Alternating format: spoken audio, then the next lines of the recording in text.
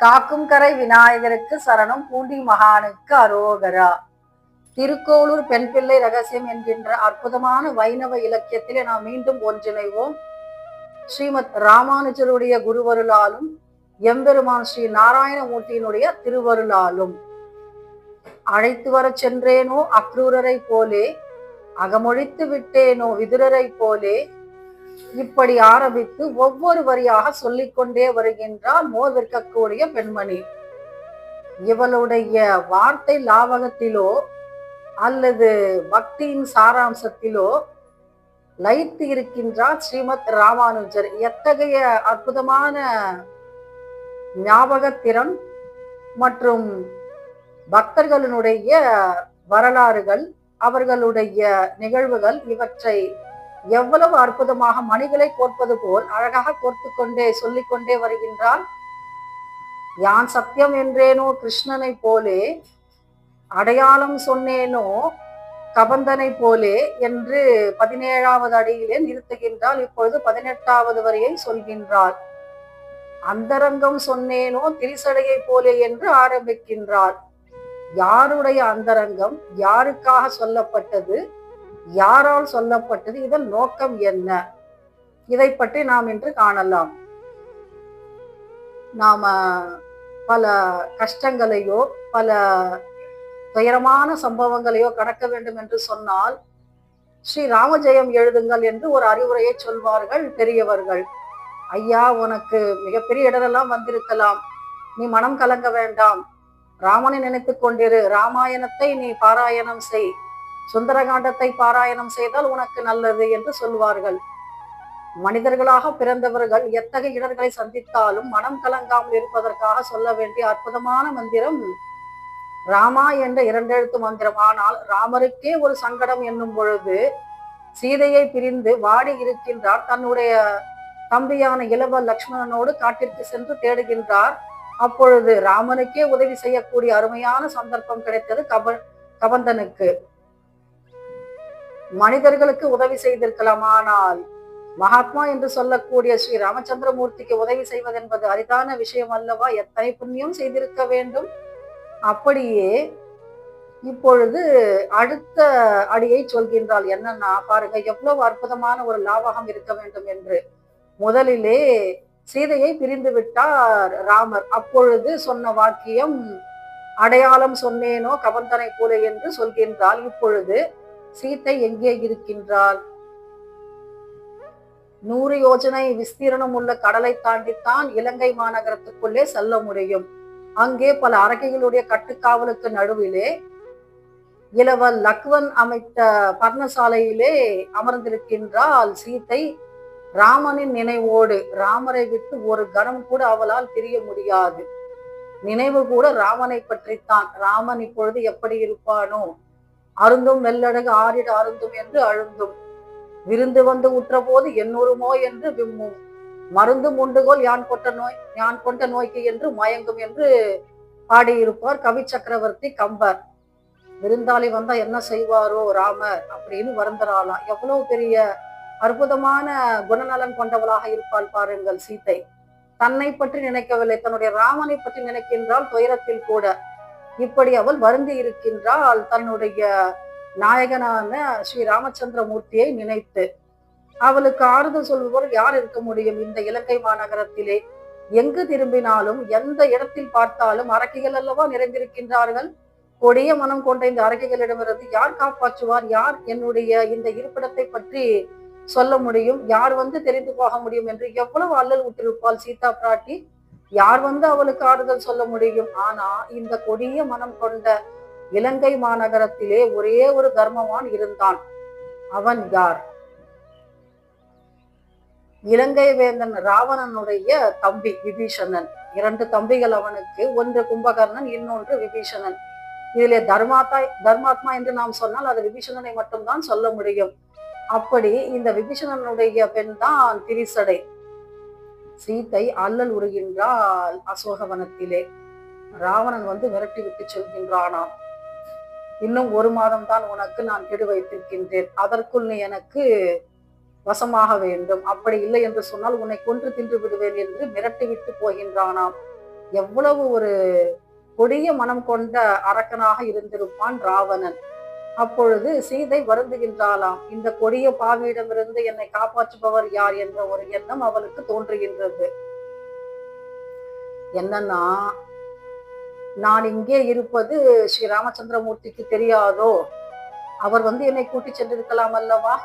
இவ்வளவு கஷ்டப்பட வேண்டுமா நான் என்று எவ்வளவு வருத்தப்பட்டிருப்பாள்.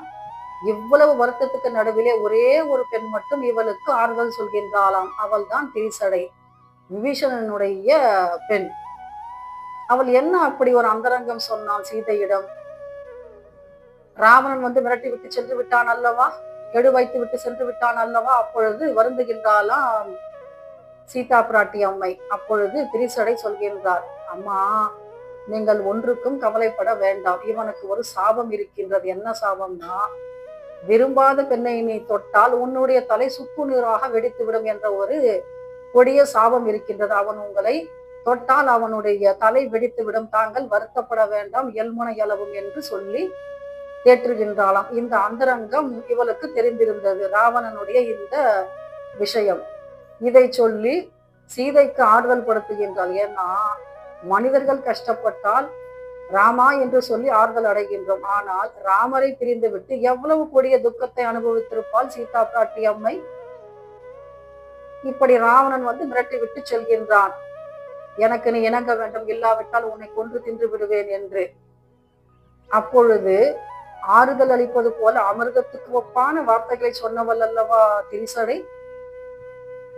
மற்றும் சொல்கின்றாள், பாருங்கள் அம்மா, நீ தூங்குவதும் கிடையாது. ஏன்னா, நீ கண்ணை மூடினாலும் கண்ணை விழித்திருந்தாலும் எப்பொழுது பார்த்தாலும் ராமன் நினைவாகவே இருக்கின்றாய். நீ எப்படி தூங்க முடியும்? நீ எப்படி கனவு காண முடியும்? ஆனால் இந்த இலங்கை மாநகரத்தில் நாம் ஒரு கனவு கண்டோம் என்று சொன்னால் அது சர்வ நிச்சயமாக பலிக்கும். ஏன்னா, இந்த இலங்கை மாநகரத்துடைய செல்வ செழிப்பு, இலங்கேஸ்வரனான ராவணன் பெற்ற வரம் அப்படி. காற்று கூட அங்கே வேகமாக வீசாது, தென்றல் போல இதமாகத்தான் தொட்டுவிட்டு செல்லும். அப்படிப்பட்ட அரிதான வரத்தை பெற்றவன் ராவணன். இங்கே நாம் காணக்கூடிய கனவு பலிக்கும் என்று சொல்கின்றாள். அவள் சொல்கின்றாளாம் திரிசடை, அம்மா, நான் கண்களை மூடி உறங்கி இருந்தேன். அப்பொழுது எனக்கு ஒரு கனவு வந்தது. என்ன கனவுனா, ஒரு பொன்னிற தும்பி என்னுடைய காதிலே அழகாக பாடிவிட்டு சென்றது. 2 சிங்கங்கள் வருகின்றார்களாம் இலங்கை மாநகரத்தை நோக்கி, கூடவே புலி கூட்டங்களாம். எவ்வளவு அழகாக சொல்கின்றாள் பாருங்கள். அந்த 2 சிங்கங்கள் வேறு யாரும் கிடையாது, ராமனும் லக்ஷ்மணனும். புலி கூட்டங்கள் என்று சொன்னது வானர கூட்டங்கள் கிஷ்கிந்தையிலிருந்து புறப்படுகின்றார்களாம். இதை கொண்டு அவர்கள் என்ன பண்றாங்களாம், இலங்கை மாநகரத்தையே எரித்து விடுகின்றார்களாம். மற்றும் ஒரு அருமையான ஒரு நிகழ்வை சொல்கின்றான் திரிசடை. என்னன்னா, ஒரு குரங்கு முகம் கொண்ட தூதன் அவன் என்ன பண்றான், இலங்கை மாநகரத்தை எரித்து விடுகின்றான். அம்மா, ராவணன் என்ன கதி நேர்ந்ததுன்னா, அவனுக்கு அவனுடைய தலையிலே எண்ணெய் ஒழுகுகின்றதாம். சிவப்பு நிற ஆடை உடுத்தி கொண்டு அவன் தெற்கு திசை நோக்கி போகின்றானாம். அவனை இழுத்து செல்கின்றனவா பேய்கள் பூட்டிய குதிரைகள்.